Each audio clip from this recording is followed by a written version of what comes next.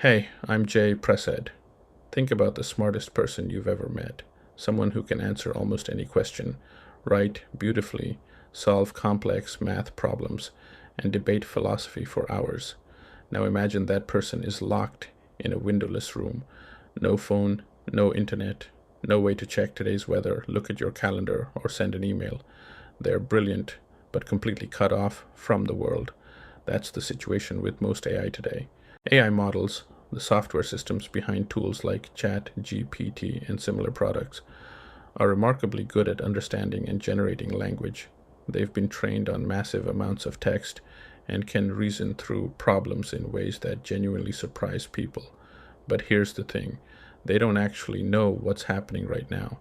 They can't check your bank balance. They can't look up whether your flight got delayed. They can't pull up a patient's medical record or update a row in your company's spreadsheet. An AI model is a brain without hands. It can think, but it can't reach out and touch anything. Why does that matter? Because the most useful things we want AI to do require real world information and real world actions. Imagine asking your AI assistant to reschedule your Monday meeting. Sounds simple, right?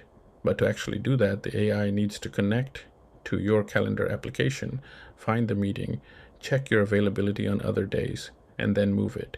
Each of those steps requires talking to an external tool, software that lives outside the AI itself, a calendar app, a database, a weather service, a payment system. The AI is smart enough to understand your request.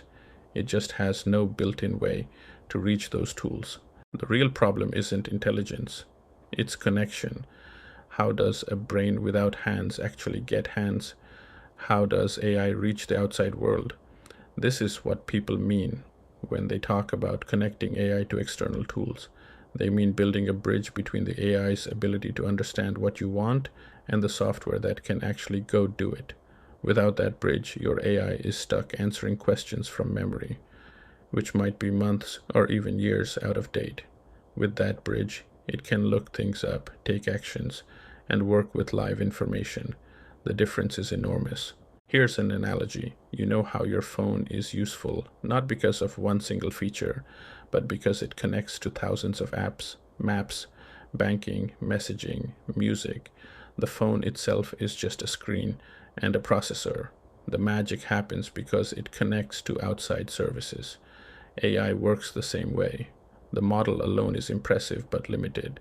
The model plus connections to real tools, that's where things get interesting. And honestly, that's the part most people underestimate. AI needs to talk to other tools. That much is clear. But how has software been doing this for years? Long before anyone was talking about AI assistants, programs were already sending information back and forth to each other across the internet.